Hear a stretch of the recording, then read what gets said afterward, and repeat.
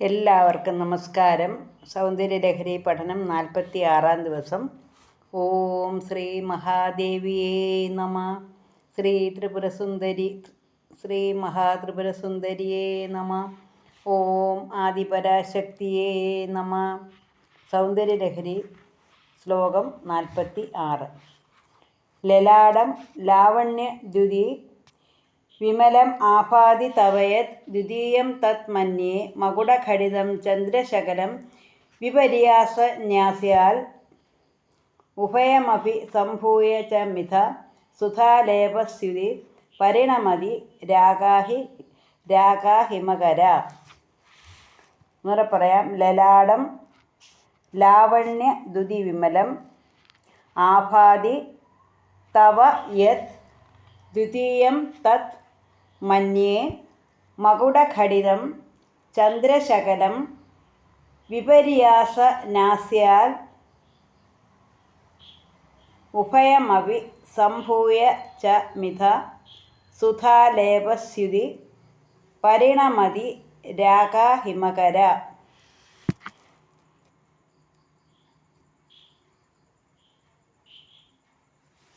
അല്ലയോ മഹാദേവി, സൗന്ദര്യമാകുന്ന ചന്ദ്രികയാൽ ഏറ്റവും നിർമ്മലമായി ശോഭിക്കുന്ന നിന്തിരുവഴിയുടെ നെറ്റിത്തടം കിരീടത്താൽ ചേർത്തിരിക്കുന്ന രണ്ടാമത്തെ ചന്ദ്രാർത്ഥഖണ്ഡമോ എന്ന് ഞാൻ ശങ്കിക്കുന്നു. എന്തുകൊണ്ടെന്നാൽ ഇവ രണ്ടിനെയും മറിച്ച് വെച്ച് ചേർത്താൽ രണ്ടും കൂടി നല്ലവണ്ണം തമ്മിൽ ചേർന്ന് അമൃതരസം നിറഞ്ഞ പൂർണിമ ചന്ദ്രനായി പരിണമിക്കുന്നു. അപ്പോൾ ദേവിയുടെ നെറ്റിത്തടത്തെക്കുറിച്ചാണ് വർണ്ണിക്കുന്നത്. അല്ലയോ മഹാദേവിയുടെ ദേവിയുടെ അലൗകികമായ സൗന്ദര്യത്തെക്കുറിച്ചാണ് വർണ്ണിച്ചുകൊണ്ടിരിക്കുന്നത്. 42-ാമത്തെ ശ്ലോകം മുതൽ ഇപ്പോൾ കിരീടമായി, കിരീടം, അതുപോലെ തന്നെ മുടി, സീമന്തരേഖ, സീമന്തരേഖയിലെ സിന്ദൂരം, അത് കഴിഞ്ഞ് അളകങ്ങൾ, അത് കഴിഞ്ഞിപ്പോൾ ദേവിയുടെ ലലാടത്തെക്കുറിച്ചാണ് പറയുന്നത്, നെറ്റിത്തടത്തെക്കുറിച്ചാണ് പറയുന്നത്.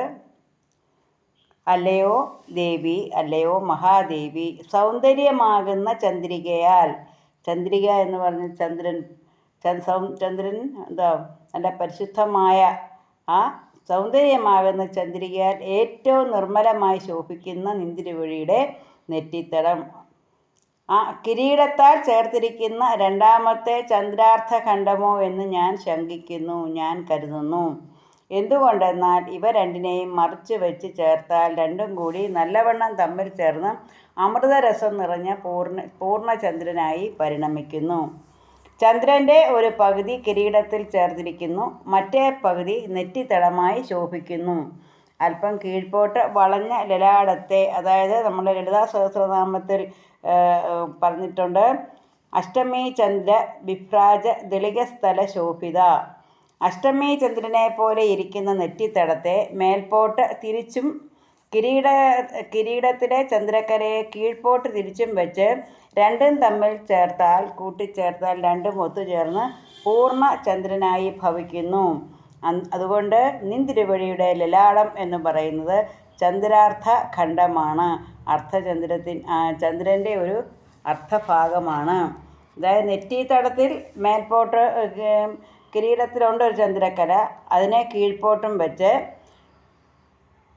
ഈ മുഖത്തിരിക്കുന്ന ചന്ദ്രക്കലയെ മേൽപോട്ട് വെച്ചാൽ രണ്ടും കൂടെ ചേർന്ന് വരുമ്പോൾ, അതായത് രണ്ട് ചന്ദ്രക്കലകളും താപ്പോട്ടും മേൽപോട്ട് തിരിച്ചു വെച്ചാൽ അതിന് പൂർണ്ണചന്ദ്രനായി ഭവിക്കുന്നു. അതുകൊണ്ട് നിന്തിരുവഴിയുടെ ലലാടം ചന്ദ്രാർത്ഥഖണ്ഡമാണ്, അർദ്ധചന്ദ്രാകൃതിയിലുള്ള ചന്ദ്രനാണ് എന്ന് ഞാൻ വിചാരിക്കുന്നു എന്ന് കവിഭാവനയാണ്. അപ്പോൾ ഇവിടെ ദേവിയുടെ ഓരോ അംഗപ്രത്യംഗ വർണ്ണനയാണ്. അപ്പോൾ ഇവിടെ ദേവിയുടെ ലലാടം, ദേവിയുടെ നെറ്റിത്തടത്തെ നെറ്റിത്തടത്തിലോട്ട് നോക്കിയാൽ നമുക്ക് എന്താണ് തോന്നുന്നത്? പൂർണ്ണചന്ദ്രനെ കണ്ടതുപോലെയാണ്. അപ്പോൾ ദേവിയുടെ സൗന്ദര്യമാണ് പറയുന്നത്, ചന്ദ്രികയാൽ ഏറ്റവും നിർമ്മലമായി ശോഭിക്കുന്ന. അപ്പോൾ ചന്ദ്രികയാൽ സൗന്ദര്യമാകുന്ന ചന്ദ്രികയാൽ ഏറ്റവും നിർമ്മലമായി ശോഭിക്കുന്ന നിന്തിരുവഴിയുടെ നെറ്റിത്തടം കിരീടത്താൽ ചേർത്തിരിക്കുന്ന രണ്ടാമത്തെ ചന്ദ്രാർത്ഥ ഖണ്ഡമോ എന്ന് ഞാൻ കിരീടത്തിലുണ്ട്, ഓൾറെഡി ചന്ദ്രികയുണ്ട്, ചന്ദ്രക്കലയുണ്ട്. അതിനോടൊപ്പം തന്നെ നെറ്റിത്തടത്തിലുള്ള ചന്ദ്രക്കലയും കൂടെ ചേർത്ത് വെച്ചാൽ, അവ രണ്ടിനെയും മറിച്ച് വെച്ചാൽ, ഒന്നിനെ താഴോട്ടും ഒന്നിനെ മേൽപോട്ടും വെച്ച് കഴിഞ്ഞാൽ അത് പൂർണ്ണചന്ദ്രനായി പരിണമിക്കുന്നു. ആ പൂർണ്ണചന്ദ്രൻ എന്ന് പറയുന്നത് അമൃതരസം പൊഴിഞ്ഞ, അമൃതരസം നിറഞ്ഞതാണ്. ആ ഒരു നെറ്റിത്തടം ഭക്തരെ അല്ലെങ്കിൽ നമുക്കൊക്കെ അനുഗ്രഹം തരുന്നു. അപ്പോൾ ദേവിയുടെ മുഖസൗന്ദര്യത്തെക്കുറിച്ച് തന്നെയാണ് വീണ്ടും വീണ്ടും പറഞ്ഞുകൊണ്ടിരിക്കുന്നത്. കിരീടം മുതൽ താഴോട്ട് വർണ്ണിക്കുകയാണ്. അപ്പം ദേവിയുടെ എന്താ പറയുക, സൗന്ദര്യം, വർണ്ണിക്കാൻ അവർണ്ണനീയമായ സൗന്ദര്യത്തെക്കുറിച്ച് വീണ്ടും വീണ്ടും പറഞ്ഞുകൊണ്ടിരിക്കുകയാണ്. അപ്പം എന്താ പറയുന്നത്, ലലാടം ലാവണ്യദ്യുതി വിമലം ആഭാതി തവയത് ദ്വിതീയം തത് മന്യേ മകുടഖടിതം ചന്ദ്രശകലം